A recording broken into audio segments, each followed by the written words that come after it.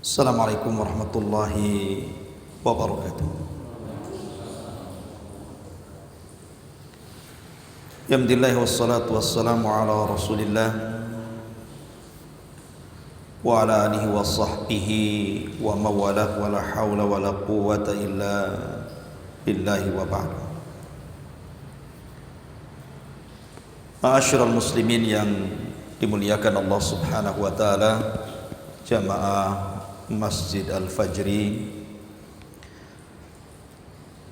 Alhamdulillah pada malam hari ini kembali kita bisa duduk untuk bertalabul ilmi. Salawat dan salam kita hadiahkan kepada Rasul kita Nabi besar Muhammad sallallahu alaihi wa ala alihi wasallam. Kita masih melanjutkan kajian kita membahas Siratul Mustafa Nabi Muhammadin sallallahu alaihi wasallam, sirah Nabi, dan kita masuk pada era pasca hijrah Nabi sallallahu alaihi wasallam dari Mekah ke Madinah. Dan khusus malam ini kita akan membicarakan tentang piagam Madinah. Ini pembahasan yang penting karena pembahasan ini berbicara tentang bagaimana Nabi sallallahu alaihi wasallam menciptakan sebuah negara Islam di tengah-tengah mayoritas ahlul kitab dan juga orang-orang musyrik Arab. Bagaimana bisa Nabi sallallahu alaihi wasallam membangun sebuah negara yang berbasis kota, sementara di sekitarnya adalah orang-orang Yahudi yang sebelumnya sudah menempati Madinah dalam kurun yang cukup lama, ratusan tahun. Kemudian hadirnya dua kabilah musyrik yang disebut dengan Khazraj dan Aus. Tapi Nabi sallallahu alaihi wasallam yang ketika itu terusir dari Mekah dengan minoritas para sahabat mampu menguasai mayoritas. Kok bisa? Bagaimana kisahnya? Ma'asyiral muslimin yang dimuliakan Allah Subhanahu wa taala. Sudah sering saya ulang-ulang sedikit tentang sejarah kenapa orang Yahudi itu sampai tinggal di kota Yathrib atau belakangan disebut Madinah. Memang tidak ada riwayat yang jelas tentang kenapa orang-orang Yahudi itu menetap di kota Madinah. Tetapi kebanyakan ahli tafsir dan ahli sejarah mereka memberikan sebuah alasan, salah satunya karena orang-orang Yahudi mereka membaca dalam kitab-kitab mereka atau kabar yang sifatnya turun-temurun dari kakek buyut mereka bahwa akan lahir Nabi akhir zaman. Tetapi mereka tidak memastikan Nabi ini dari keturunan siapa. Apakah dari keturunan Bani Israel,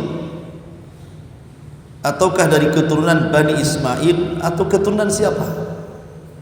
Tetapi mereka menggadang-gadangkan bahwa Nabi itu keturunan mereka, karena orang-orang Yahudi sangat berbangga dengan keyahudian mereka, karena Bani Israel diutus banyak para nabi kepada mereka.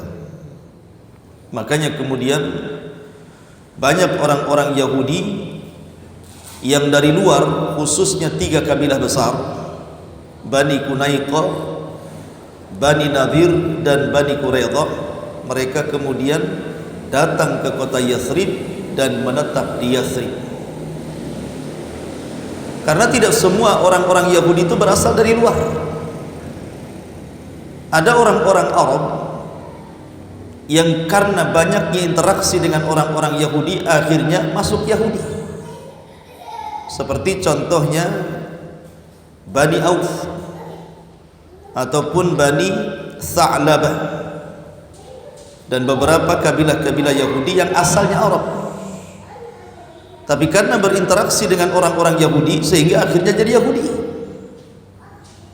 Jadi Yahudi yang dari luar itu cuma 3 saja: Bani Qunaiqah, Bani Nadir, dan Bani Quraidah. Adapun di sana ada Bani Bani Auf, kemudian Bani Najjar, Bani Al-Harith, Bani Sa'idah, kemudian Bani Jusam, dan juga yang lainnya Bani Sutaibah. Mereka adalah asalnya Arab, kemudian karena bergaul dengan orang-orang Yahudi belakangan mengikuti agama Yahudi. Ma'asyiral muslimin yang dimuliakan Allah Subhanahu wa taala. Dan ketika Yahudi kemudian masuk ke negeri Arab, mereka terpencar di beberapa daerah ya, seperti di Yathrib yang belakangan disebut Madinah, kemudian ada yang ke Taif, kemudian ada yang ke Khaybar, nanti ada perang namanya perang Khaybar gitu ya.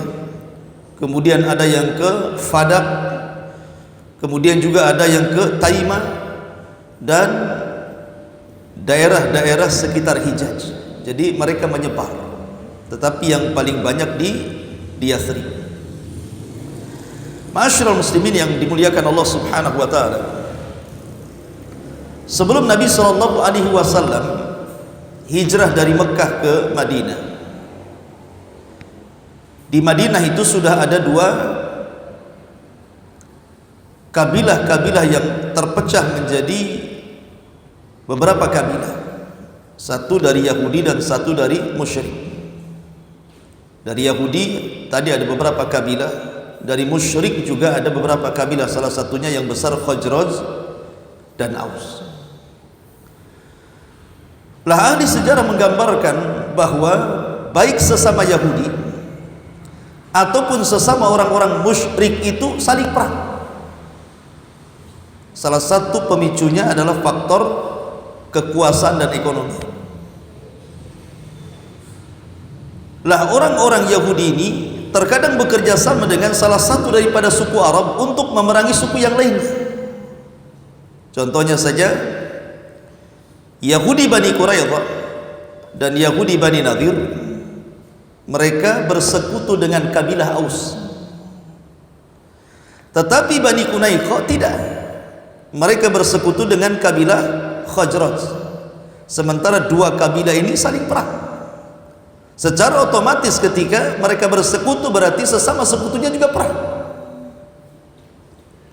Makanya ini digambarkan di dalam Al-Qur'anul Karim, dalam surah Al-Baqarah ayat 85. Allah katakan, "Tsumma antum haula taqtuluna anfusakum wa tukhrijuna fariqam minkum min diyarihim tadhaharuna 'alaihim bil itsmi wal udwan wa iyatukum usara tufaduhum wa huwa muharramun 'alaikum ikhrajuhum afatu'minuna bi ba'dil kitab wa takfuruna bi ba'd fama jazaa'u man yaf'alu dzalika minkum illa khizyun fil hayatid dunya wa yaumal qiyamati yuradduna ila asyaddil adzab wa mallahu bighafilin amma ta'malun." Kemudian kalian Bani Israel suka membunuh diri kalian, maksudnya saudara-saudara kalian yang satu bangsa. Jadi ketika kemudian Bani Qunaiqah mengikuti Khazraj, sementara Bani Quraidah dan Bani Nadir mengikuti Aus, mereka saling perang. Sesama Yahudinya juga masih saling perang gitu maksudnya. Makanya di sini Allah mengatakan, kemudian kalian Bani Israel saling membunuh diri kalian, maksudnya sesama saudara kalian sebangsa, dan mengusir segolongan dari kamu dari kampung halamannya. Kamu membantu terhadap mereka dengan membuat dosa dan permusuhan, tetapi jika mereka datang kepadamu sebagai tawanan, kamu tebus mereka, padahal mengusir mereka juga dilarang bagimu. Apakah kamu beriman kepada sebagian Taurat dan ingkar kepada sebagian yang lainnya?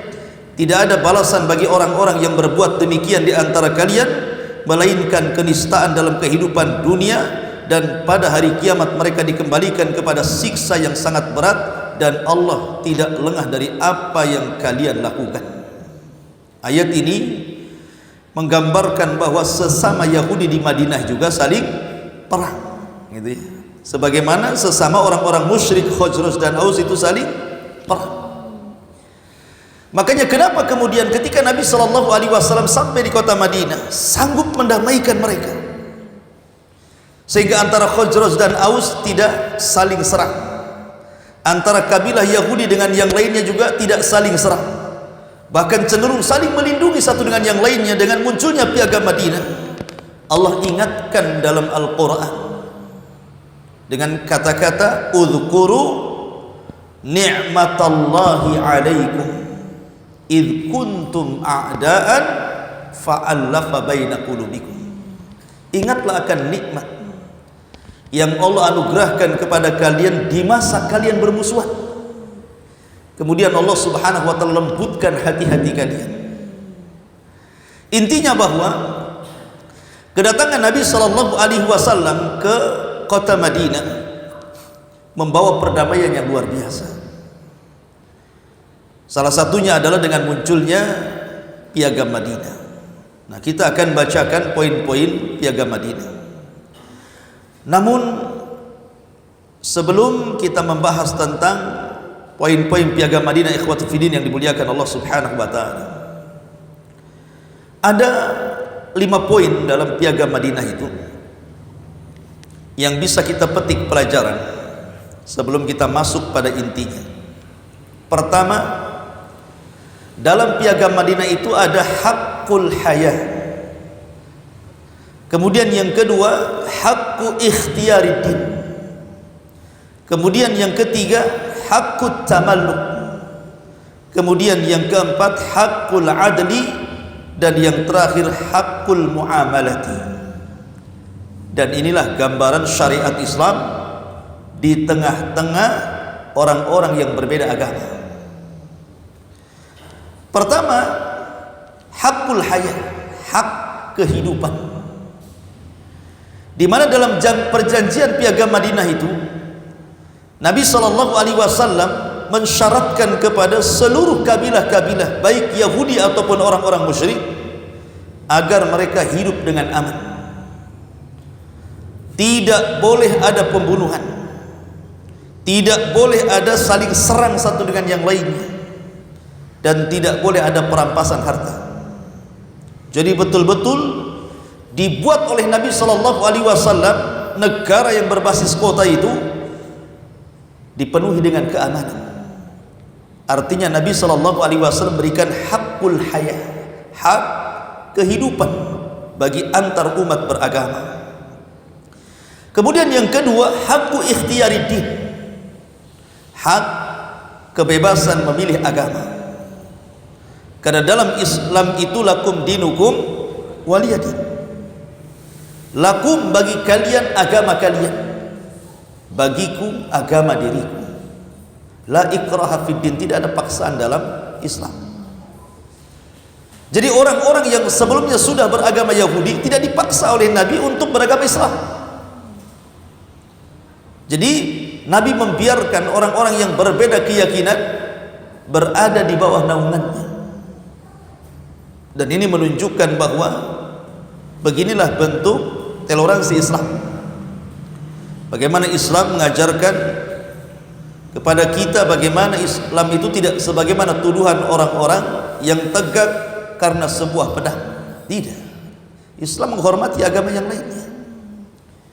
Karena Islam mengatakan lakum dinukum waliyadin. Nanti bagaimana teksnya nanti kita akan baca. Kemudian juga yang ketiga, haqqut tamalluk. Nabi SAW memberikan hak kepada orang yang beda agama, hak kepemilikan. Artinya bahwa Rasul tidak merampas harta mereka. Orang Yahudi hidup dengan harta mereka, orang Islam pun hidup dengan hartanya orang-orang Islam. Tidak lantas kemudian Nabi SAW mengambil hak mereka untuk hidup ataupun sebaliknya. Jadi Nabi SAW memberikan hak kepada mereka kepada kepemilikan harta. Harta kalian ambil. Kemudian juga yang keempat, hakul adli, hak keadilan. Karena Nabi SAW memperlakukan kabilah-kabilah Yahudi satu dengan yang lainnya, ataupun kabilah-kabilah musyrik satu dengan yang lainnya, diperlakukan dengan perlakuan yang sama. Nanti kita akan baca teksnya. Kemudian yang terakhir, hakul muamalah. Hakul muamalah, ada hak bagaimana cara bermuamalah dengan cara orang-orang non muslim kepada Islam, saling menghormati, saling membantu, dan begitu seterusnya. Ini sebenarnya 5 poin yang terkandung pada Piagam Madinah. Baik, kita akan baca. Piagam Madinah ini ada yang mengatakan isinya 47 pasal, tapi juga ada yang mengatakan 51 pasal.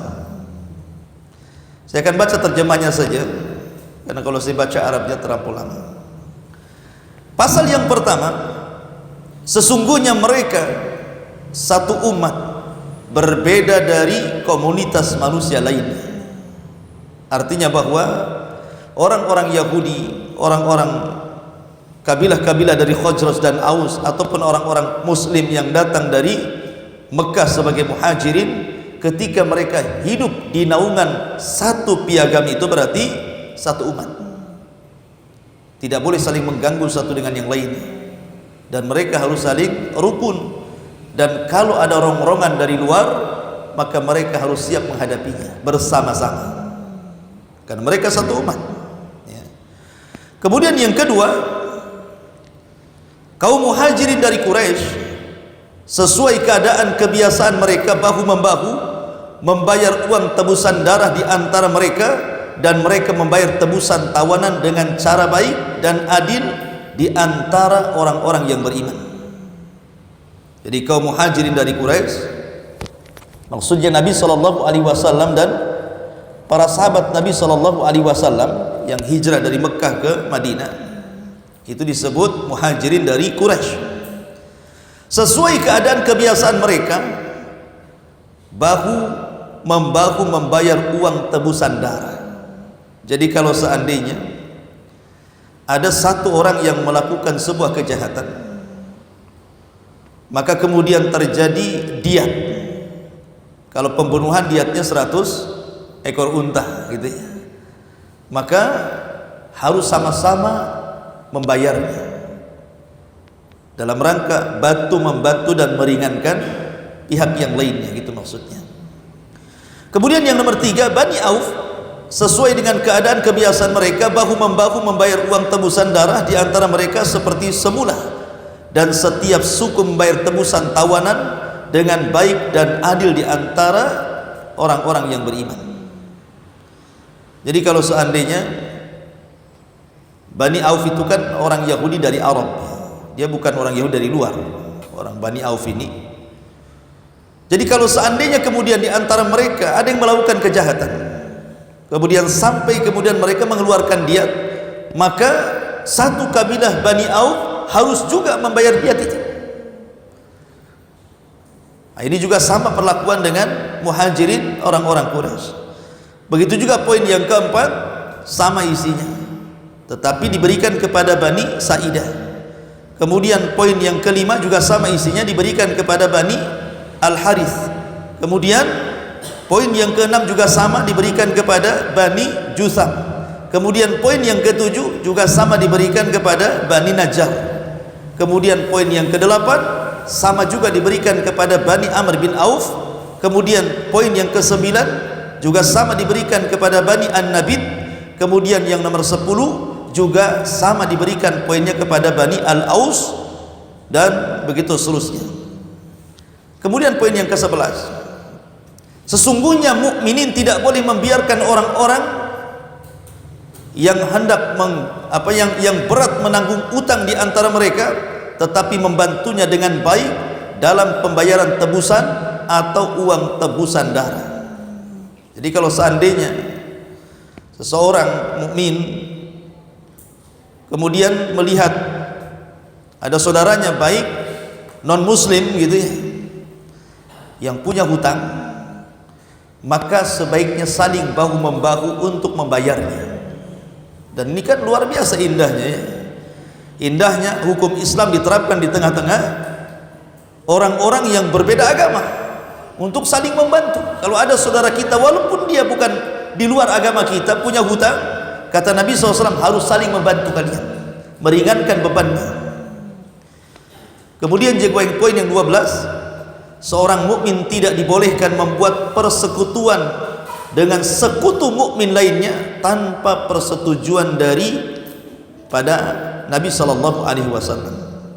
Kemudian poin yang ke-13, orang-orang mukmin yang bertakwa harus menentang orang-orang di antara mereka yang mencari atau menuntut sesuatu secara zalim, jahat, melakukan permusuhan atau kerusakan di kalangan kaum mukminin.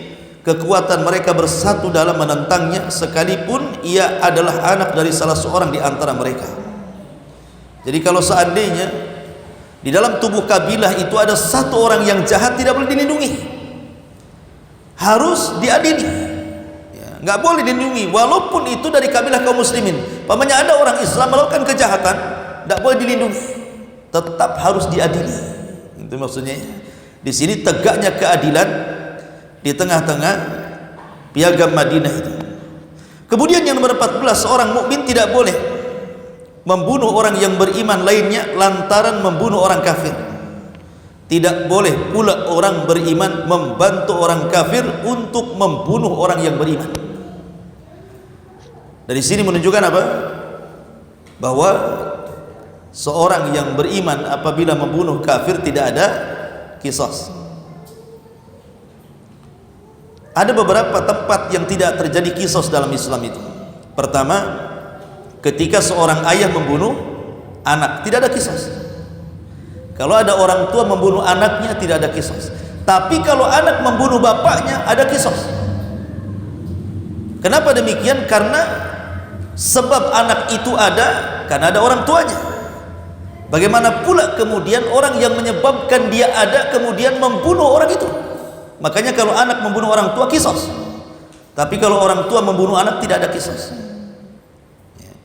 Kemudian seorang mukmin apabila membunuh kafir, tidak ada qisas, tetapi mungkin bisa dialihkan kepada diyat seperti itu ya. Ataupun yang tidak ada qisas adalah eksekutor qisas. Umpamanya ada orang yang berlaku kriminal dalam sebuah negara, kemudian dia dihukum pancung. Kan ada petugas khusus pancung kan itu, ini eksekutornya kan. Walaupun dia yang memancung, tidak ada qisas bagi dia karena dia sedang melaksanakan tugas negara dan tugas agama, gitu ya. Jadi itu harus dipahami. Ataupun karena dia memerangi orang yang berhak untuk diperangi, seperti orang-orang Khawarij itu boleh diperangi. Kemudian para pemberontak Bughat itu boleh diperangi gitu ya. Kalau memang mereka membunuh orang-orang yang dalam Islam harus diperangi, maka tidak ada qisas ya. Seperti umpamanya di zaman Nabi sallallahu di zaman Ali radhiyallahu an berperang melawan tentara Muawiyah, kan itu saling bunuh-bunuhan tuh. Ammar ibn Yasir terbunuh juga di sini. Tidak ada qisas di sini karena dianggapnya bahwa Muawiyah itu kaum pemberontak. Sebagaimana sabda Nabi sallallahu alaihi wasallam ketika memuji Ammar ibn Yasir ketika membawa batu saat pembuatan Masjid Nabawi. Orang-orang bawa satu batu, dia bawa 2 batu. Maka Rasul memuji Ammar ibn Yasir, tetapi di ujung pujian Rasul mengatakan, ya Ammar, innaka sataqtulu fi'atun baghiyah. Engkau akan dibunuh oleh kelompok pemberontak.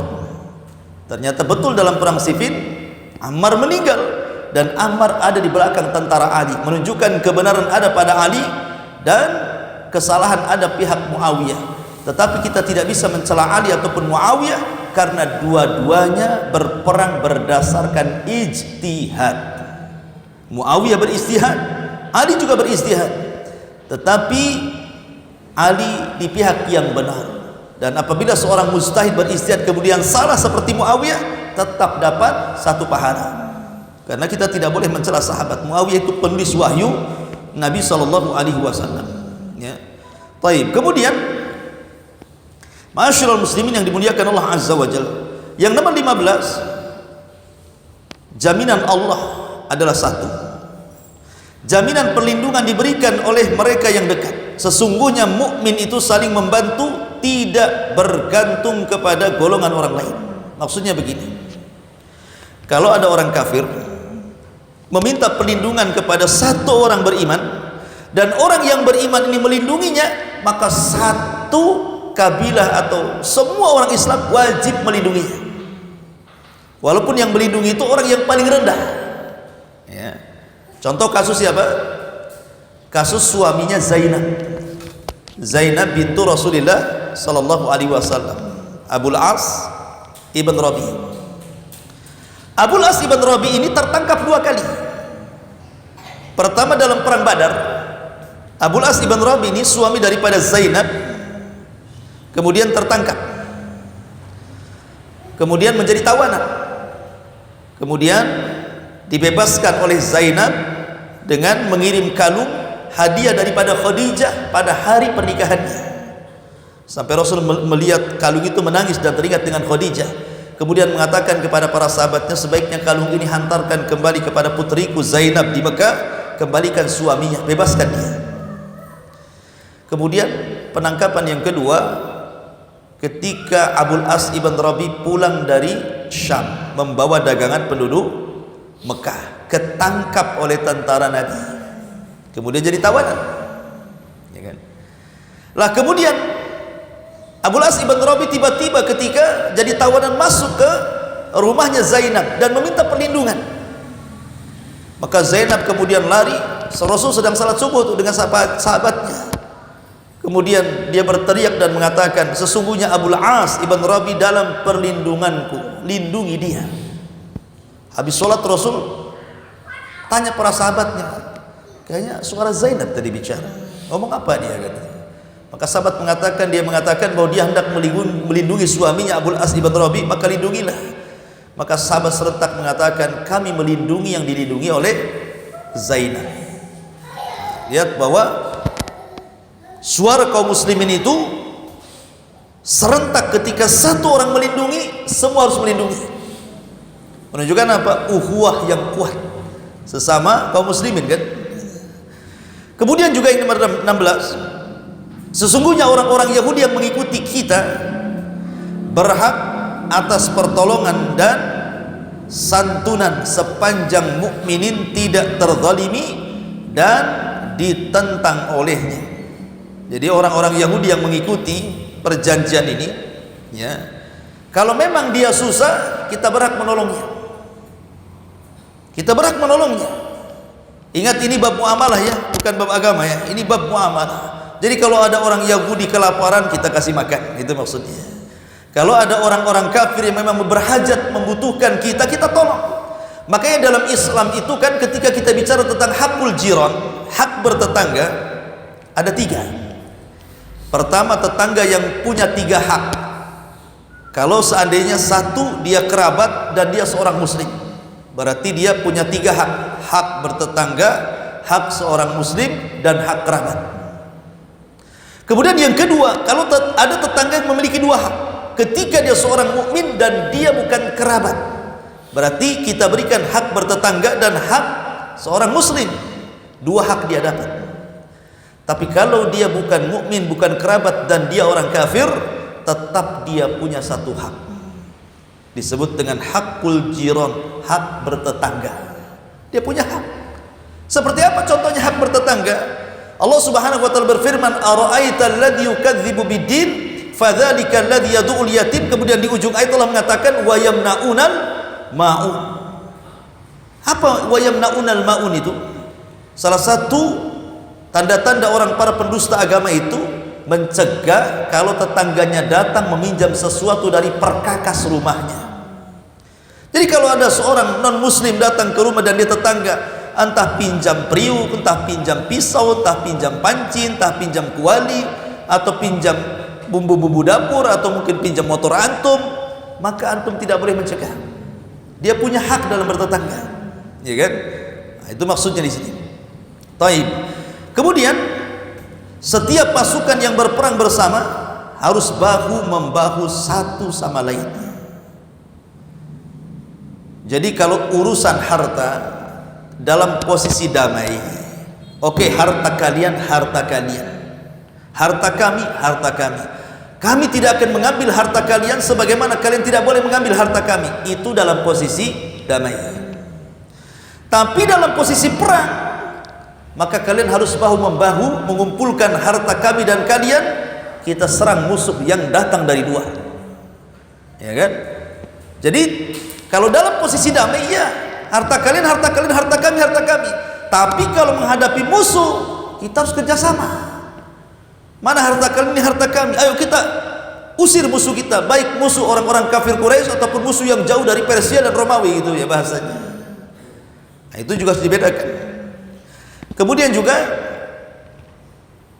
orang-orang mukmin membalas pembunuh mukmin lainnya dalam peperangan di jalan Allah. Orang-orang mukmin membalas pembunuh mukmin lainnya dalam peperangan di jalan Allah. Orang-orang beriman dan bertakwa berada pada petunjuk yang terbaik dan lurus. Jadi orang-orang yang beriman boleh membalas kalau ada seorang mukmin dibunuh. Ya, contohnya apa? Pengkhianatan Yahudi Bani Quraidah, ya kan? Bukan Bani Quraidah, Bani Nadir. Pengkhianat Bani Qunaiqah, pertama perang melawan orang Yahudi, melawan Bani Qunaiqah, baru kemudian melawan Bani Nadir, kemudian terakhir melawan Bani Quraidah, dan terakhir sekali perang Khaybar, gitu ya. Jadi perang melawan orang Yahudi itu empat kali, diawali dari Bani Qunaiqah, dan itu berawal ketika kaum muslimin menang dalam perang Badar, gitu ya. Kemudian kaum muslimin memberikan peringatan kepada Bani Qunaiqah, karena Bani Qunaiqah itu kabilah Yahudi yang paling kuat secara ekonomi, dia yang punya pasar. Jadi Bani Qunaiqah itu menguasai ekonomi Madinah ketika itu, karena pasar terbesar di Madinah itu pasarnya Bani Qunaiqah masalahnya. Makanya Nabi SAW belakangan membuat pasar di samping pasar Bani Qunaiqah yang berbeda aturannya. 2 tahun Rasulullah SAW membuat pasar kolab pasarnya Bani Qunaiqah. Lihat bagaimana ekonomi Islam, ya. Lah Bani Qunaiqah itu karena memang dasarnya mereka itu pakar-pakar dagang, mereka sudah tidak suka dengan orang-orang muhajir dari Mekah. Kenapa? Karena secara ekonomi tidak menguntungkan. Mereka tahu siapa Abdurrahman bin Auf, siapa Abu Bakar, siapa Utsman. Mereka jago-jago dagang mereka. Jika kalau umpama seandainya mereka kemudian ke Madinah, ini saingan ini. Mereka kan ahli-ahli dagang orang-orang Mekah itu, ya kan. Sementara pasarnya orang Madinah dikuasai Bani Qunaiqah. Jadi hasadnya secara ekonomi sudah ada mereka itu. Sehingga ketika terjadi perang Badar, disitulah puncaknya. Jadi kaum muslimin ketika itu memberikan peringatan kepada orang-orang Bani Qunaiqah, jangan macam-macam gitu. Ikutlah aturan piagam ini. Tapi Bani Qunaiqah kemudian mengatakan dengan sombongnya, mengatakan, mungkin bahasa kitanya, kalian ini baru melawan kelompok ecek-ecek aja kan gitu, orang musyrik Quraisy gitu. Kemudian kalian menang, kalian sombong. Coba kalau musuh kalian kami, katanya, sudah kulibas kalian. Bahasa sayanya seperti itu. Jadi Bani Qunaiqah itu sombong gitu kan. Dari situ Nabi SAW menangkap sinyal kebencian Bani Qunaiqah kepada kaum muslimin, dan pencetus perangnya ketika Bani Qunaiqah melecehkan seorang wanita di pasar. Ketika wanita muslimah belanja di pasar Yahudi Bani Qunaiqah, dilecehkan kehormatannya. Jadi ketika dia duduk, kemudian pakaiannya diikat di kursi. Ingat pakaian zaman dulu bukan pakaian kayak antum gini kan itu. Pakaian sekarang kan pakai jahitan aman, ditarik pun nggak akan kebuka gitu ya. Tapi pakaian dulu kan diselendang-selendangkan gitu saja. Jadi kalau ketarik ya auratnya nampak semuanya. Jadi ketika seorang wanita muslimah dilecehkan kehormatannya, kemudian ditertawakan orang-orang Yahudi Bani Qunaiqah satu pasar, datang seorang muslim kemudian membunuh orang yang melecehkan kehormatan wanita itu. Ketika dibunuh, satu pasar membunuh dia. Sampailah kabar ini kepada siapa? Kepada Nabi SAW. Disitulah Rasul mempersiapkan pasukan, mengepung Bani Qunaiqah yang sombong. Dalam 6 hari mereka pun takluk kepada kaum muslimin dan diusir dari Madinah. Itulah Yahudi pertama yang diusir dari Madinah berangkat ke Syam sana. Makanya di sini salah satu perjanjiannya adalah orang yang beriman boleh membalas pembunuh orang yang beriman lainnya, karena mereka sudah melakukan pengkhianatan kepada perjanjian.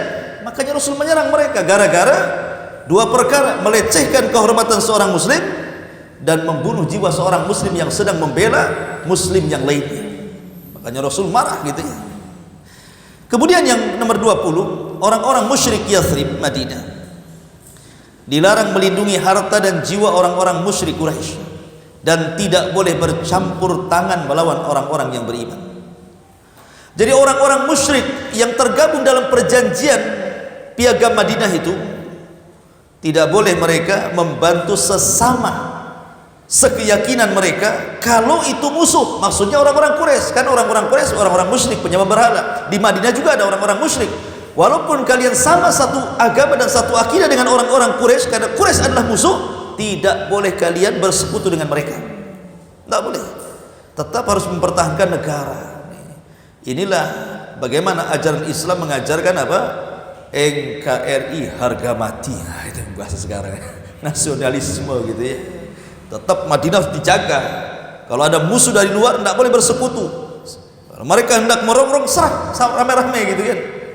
Bagaimana Nabi SAW memberikan pelajaran seseorang itu harus cinta negaranya, tidak boleh dirongrong oleh musuh-musuhnya dari luar. Kemudian juga poin yang nomor 21, barang siapa yang membunuh orang yang beriman dan cukup bukti atas perbuatannya, harus dihukum bunuh, kecuali wali terbunuh rela menerima uang tebusan darah. Segenap orang yang beriman harus bersatu dalam menghukumnya. Ingat di sini hukum qisas dalam pembunuhan itu ada aturannya dalam Islam ya.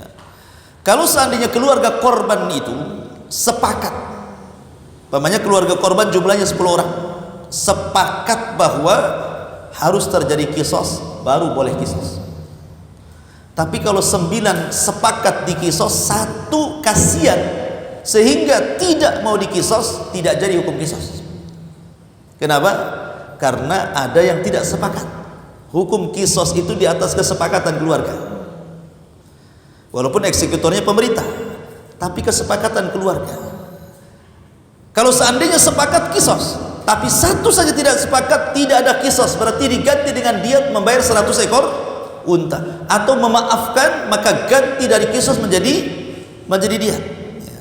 Makanya Nabi SAW mengatakan di sini, barang siapa yang membunuh orang yang beriman dan cukup bukti atas pembunuhannya, maka harus diqisas kalau ada bukti, kecuali kalau keluarga korbannya memaafkan, berarti tidak ada qisas, yang ada bayar diat gitu maksudnya. Kemudian juga yang nomor 22, tidak dibenarkan orang-orang yang beriman yang mengakui piagam ini, percaya pada Allah dan hari akhir, untuk membantu pembunuh dan memberi tempat kediaman kepada pembunuh. Siapa yang memberi bantuan dan menyediakan tempat tinggal bagi para pelanggar perjanjian ini akan mendapatkan kutukan dari Allah pada hari kiamat dan tidak diterima padanya penyesalan dan tebusan apapun. Lihat bagaimana tegasnya Rasulullah SAW ya. Dalam piagam itu nggak boleh dicederai, karena ini sudah kesepakatan bersama. Pertanyaannya, kenapa Nabi SAW membuat kesepakatan bersama orang-orang Yahudi coba? Karena orang Yahudi itu sepanjang sejarah Bani Israel terkenal orang yang suka gudur. Gudur itu artinya suka berkhianat. Karena Yahudi itu terkenal suka berkhianat, makanya oleh Rasul dibuat bulir-bulir perjanjian, diikat dengan perjanjian, karena tahu mereka para pengkhianat, suka mengkhianati, suka menusuk dari belakang. Makanya Rasul dibuat undang-undang gitu kan.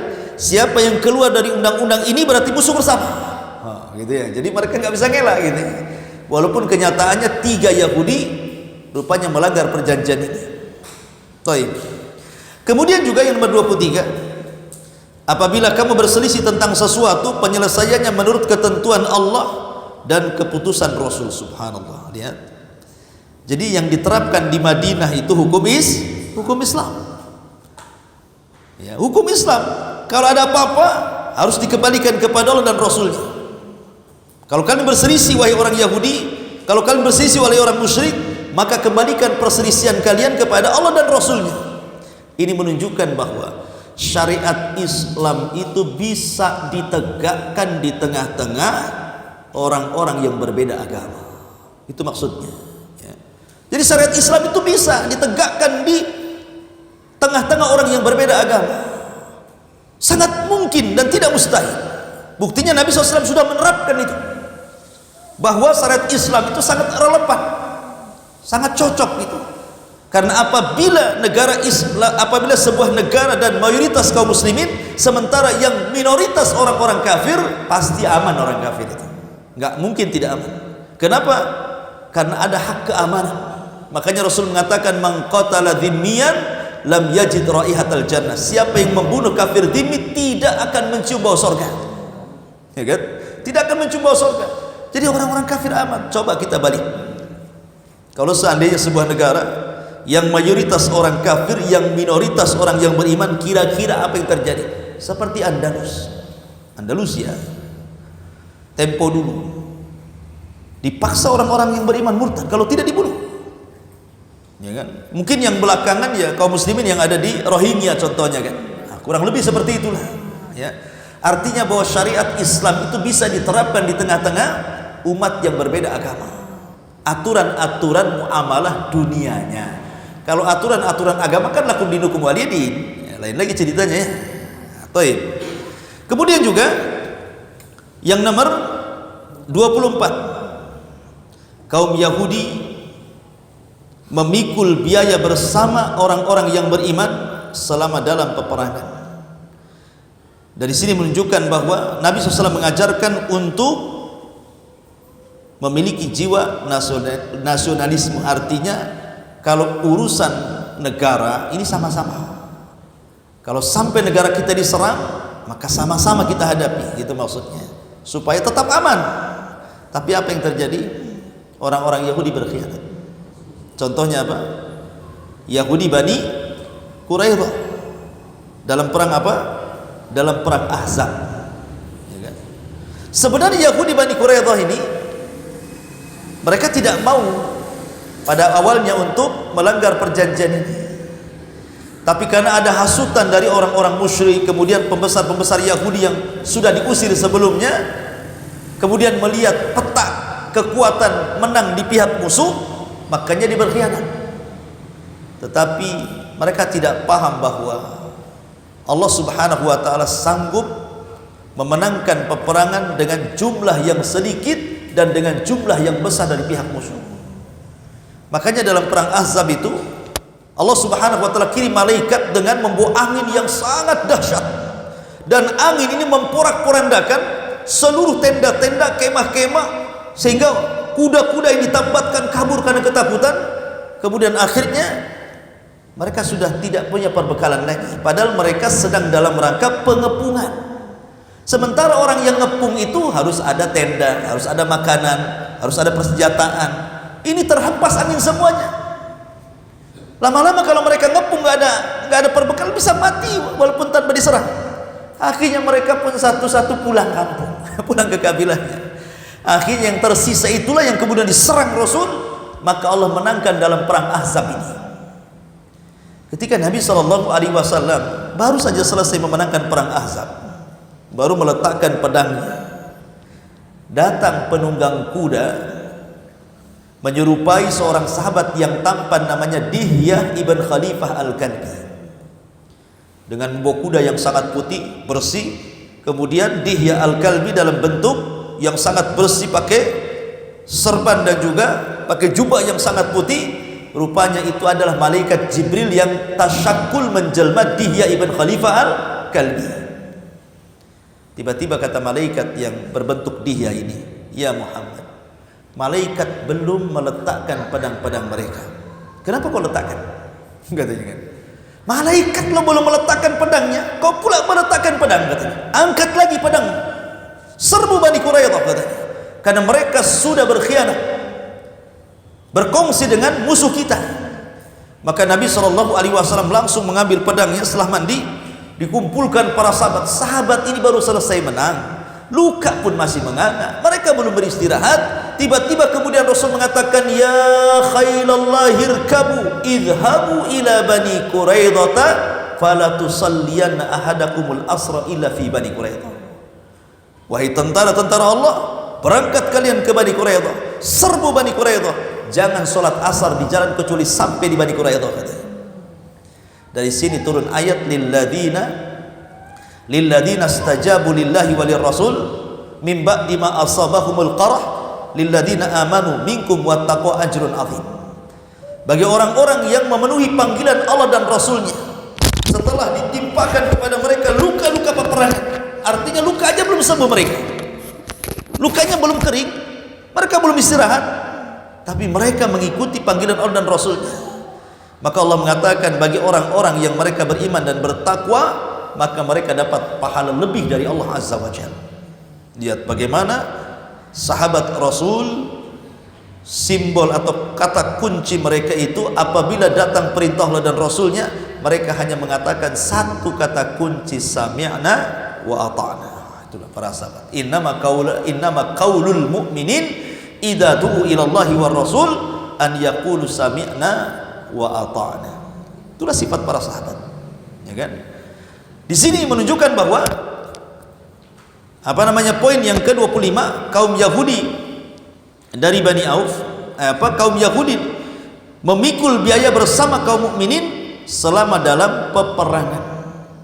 Ya, tetapi sekali lagi Bani Quraidah berkhianat, justru memerangi orang-orang yang terlibat dalam perjanjian itu. Makanya mereka diusir dari Madinah. Taib. Kemudian yang nomor 25, kaum Yahudi dari Bani Auf adalah satu umat dengan mukminin. Bagi kaum Yahudi agama mereka, dan bagi kaum muslimin agama mereka. Juga kebebasan ini berlaku bagi sekutu-sekutu dan diri mereka sendiri, kecuali bagi yang zalim dan jahat, hal demikian akan merusak diri dan keluarga mereka. Disinilah ajaran Islam yang sangat indah tertuang dalam Al-Quran, lakum dinukum waliyadin. Agama kalian kami tidak akan ganggu. Kalau kalian sudah punya keyakinan, ambil keyakinan kalian. Sebagaimana kami tidak mengganggu keyakinan kalian, tolong jangan ganggu keyakinan kami. Karena di zaman sekarang ini banyak orang-orang yang mengganggu keyakinan orang yang sudah punya keyakinan. Contoh umpamanya mengucapkan selamat kepada ulang tahun di luar agama Islam. Umpamanya contohnya orang Nasrani ketika di hari Natal contohnya kan. Ada sebagian orang yang kemudian mendorong orang-orang Islam yang lainnya untuk mengucapkan kalimat itu. Padahal setiap ulang tahun dalam sebuah agama itu sifatnya sakral, ikhwan. Pasti ada unsur ibadahnya di situ. Artinya ada kehususan-kehususan yang dimiliki oleh mereka. Dan kita tidak boleh terlibat dalam mengucapkan kalimat itu. Karena kalau seandainya kita ikut mengucapkan berarti meyakini keyakinan mereka. Karena ketika mereka melakukan ulang tahun ada keyakinan, salah satunya mereka meyakini lahirnya Isa Al-Masih yang mereka anggap Tuhan, yang mereka anggap anak Tuhan, yang mereka anggap satu di antara tiga Tuhan. Kalau kita ikut mengucapkan selamat berarti kita meyakini keyakinan mereka.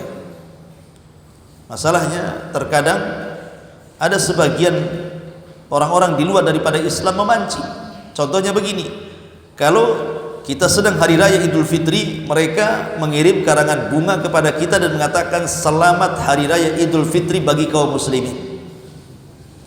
Ketika mereka melakukan hari raya, kita diam saja. Mereka katakan, kami saja mengucapkan selamat, masa kalian tidak mau pula mengucapkan selamat? Ini syubhat kan?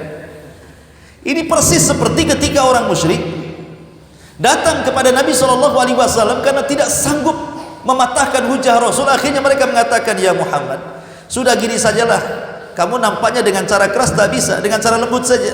Bagaimana kalau seandainya kau sembah Tuhan kami setahun, baru tahun depan kami sembah Tuhanmu setahun, katanya. Nanti kira-kira siapa yang kita anggap benar, kita pindah agama. Tapi Rasul diam. Sampai kemudian Allah turunkan, qul ya ayyuhal kafirun la a'budu ma ta'budun. Ya. Katakan wahai Muhammad kepada orang-orang kafir, hei orang-orang kafir, saya tidak mungkin menyembah Tuhan yang kalian sembah, sebagaimana kalian tidak mungkin juga menyembah Tuhan yang saya sembah, kan itu. Di ujung ayat lakum dinukum waliyadin juga. Artinya bahwa tidak bisa toleransi kebablasan bahasa kitanya, kemudian sampai menghalalkan yang diharamkan Allah Subhanahu wa taala. Taib. Kemudian selanjutnya, kaum Yahudi Bani Najjar diperlakukan sama dengan Yahudi Bani Auf. Pasal ini juga berlaku kepada Yahudi-Yahudi yang lainnya, dari mulai pasal 27 sampai kepada pasal ke-35. Ya. Jadi bagi kabilah-kabilah Yahudi harus memperlakukan Yahudi yang lainnya dengan perlakuan yang sama, tidak boleh dipilah-pilih. Kemudian pasal berikutnya, pasal ke-35, ke-36, tidak seorang pun dibenarkan untuk berperang kecuali seizin Rasul. Subhanallah, lihat. Nabi jadi patokan loh ya. Nabi jadi pemimpin. Rakyatnya ya orang Yahudi, rakyatnya ya orang-orang musyrik, orang muhajirin, orang ansor.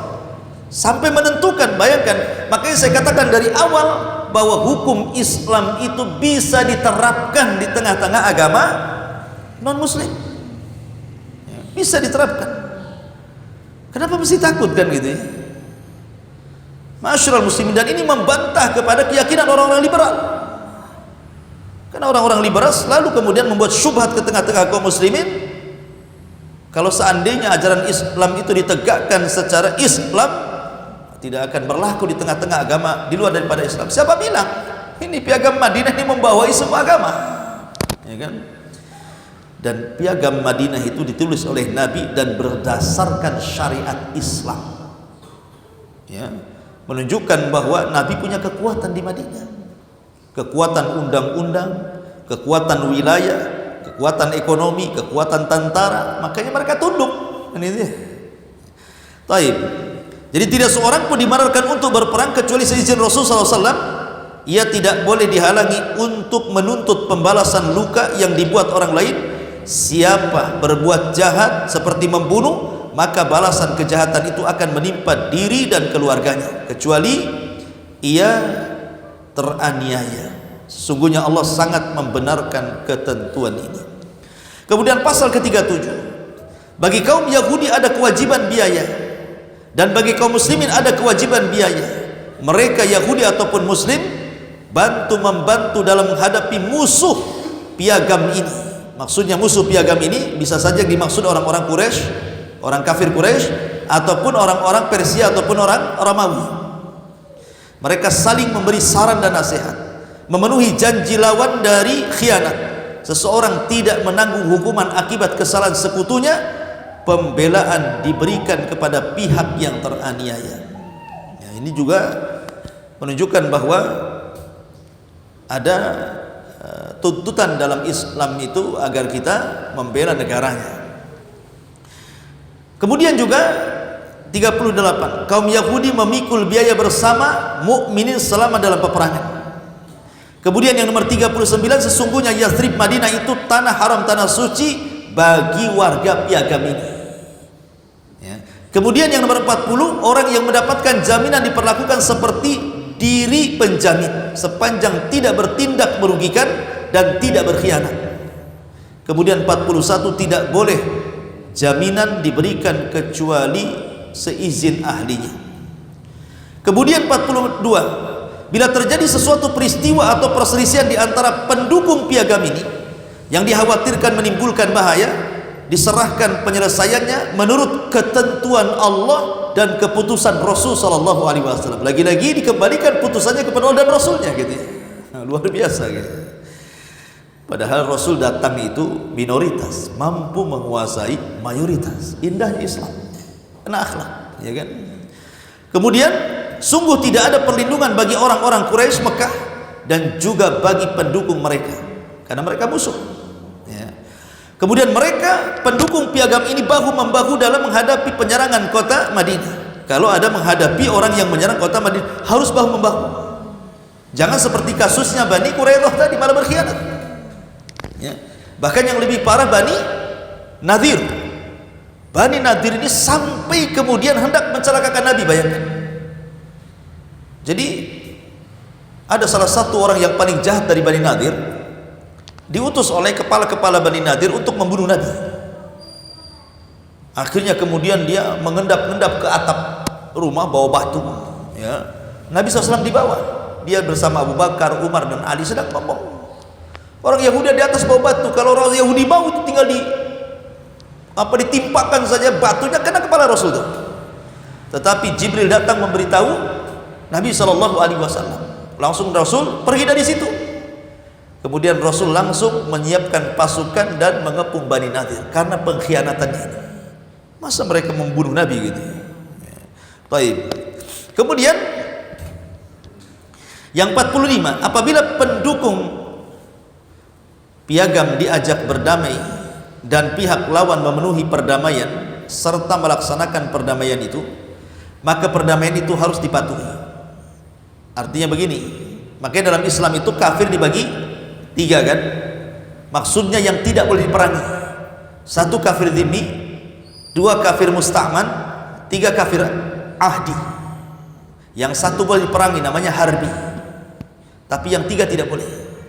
Kafir dhimmi itu maksudnya kafir yang satu KTP dengan kita. Ya, umpamanya kita punya tetangga, KTP-nya sama-sama orang Indonesia, tapi berbeda agama dalam KTP. Dia tetangga kita, itu disebut dhimmi, hidup bersama kita.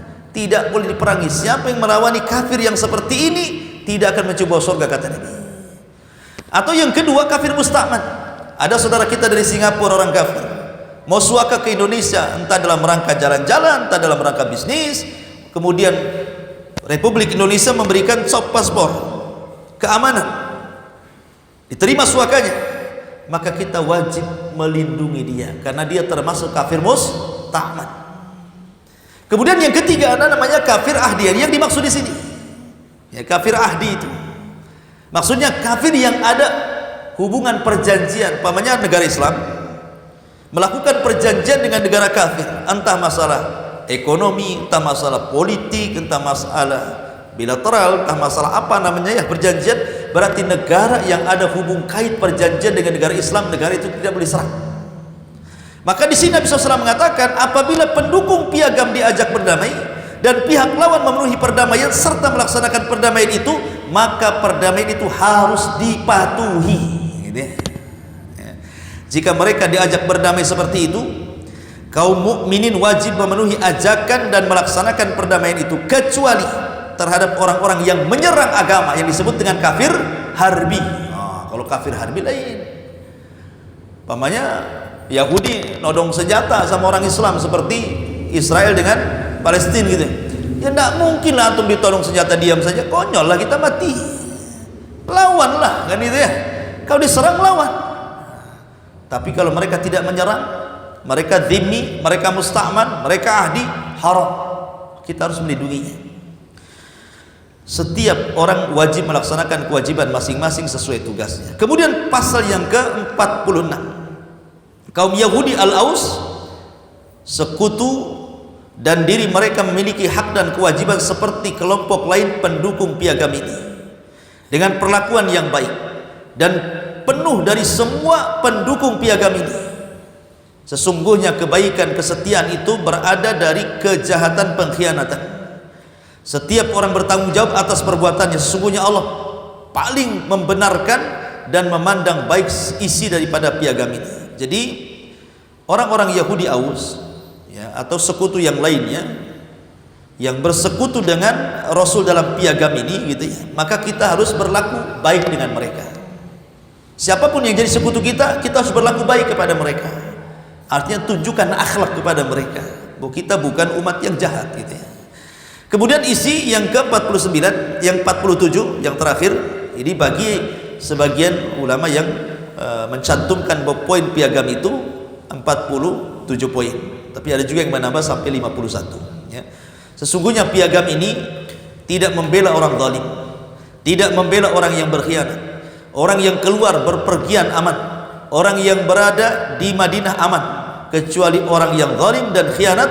Allah adalah penjamin orang-orang yang berbuat baik dan takwa, dan Muhammad sallallahu alaihi wasallam adalah utusan Allah Subhanahu wa taala. Ini secara garis besar daripada 47 poin dari poin-poin piagam Madinah.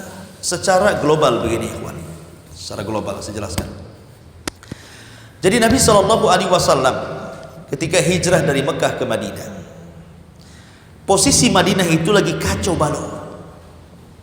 Terutama dua kabilah musyrik, Khazraj dan Aus, lagi kehilangan panutan, kehilangan sosok yang bisa mendamaikan mereka. Mereka sudah putus asa untuk berdamai, karena setiap kali berdamai ada saja yang menjadikan mereka perang, dan itu mereka bertahun-tahun seperti itu, sehingga menjadi dendam kesumat satu kabilah dengan yang lainnya.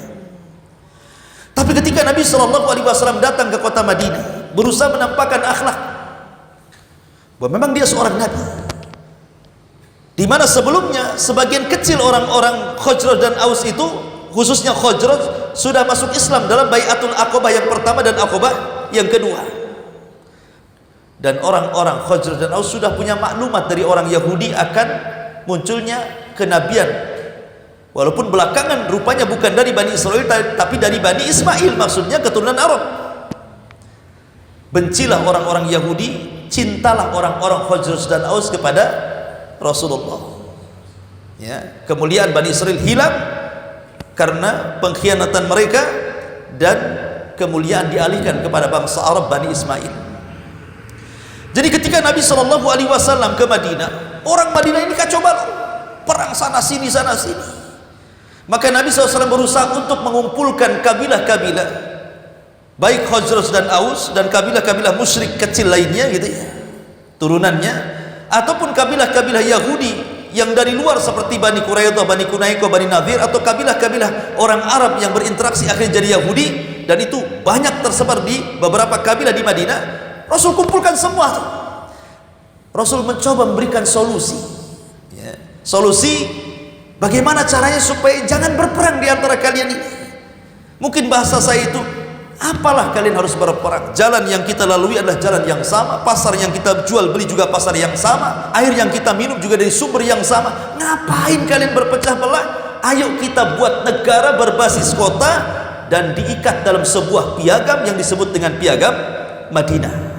Ini secara global mungkin seperti itulah dari piagam Madinah itu. Maka Nabi SAW datang menyatukan antar umat beragama, bukan hanya umat seagama tetapi antar umat beragama. Dari sini ada faedah bahwa Islam bisa tegak dan di masyarakat di tengah-tengah yang non muslim ya kan. Makanya kita lihat negara-negara yang mayoritasnya kafir, minoritasnya kaum muslimin, susah mereka bergerak. Tetapi kalau seandainya kayak di Indonesia ini mayoritas muslim kan, orang-orang kafir susah, enak saja mau cari harta, mau mereka ke tempat ibadah mereka, lakum dinukum waliyadin.